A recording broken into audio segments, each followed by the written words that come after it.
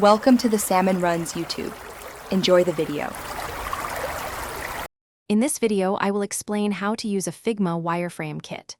First, open your Figma file and locate the wireframe kit components in the Assets panel. Drag and drop elements like headers, footers, and content blocks onto your canvas. Arrange these components to form the basic structure of your design. This initial setup is crucial for a smooth workflow and efficient wireframing. Once your basic layout is in place, it's time to customize.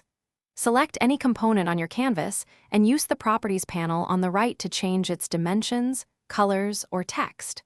For example, you can easily resize a button or update a text field. Remember to detach instances if you need to make unique, non-reusable changes to a specific element. Now, let's focus on user flows. Duplicate your wireframe screens to represent different steps in a user journey. Use Figma's prototyping features to draw connections between these screens, showing how a user would navigate.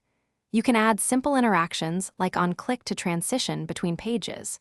This helps visualize the user experience before detailed design begins.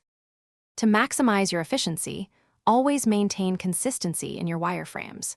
Use auto layout to create responsive elements that adapt to different screen sizes with minimal effort. Keep your Figma file organized by naming layers clearly and grouping related components. This approach saves significant time and ensures your wireframes are easy for others to understand and iterate upon. Thanks for watching. Consider subscribing if we helped you.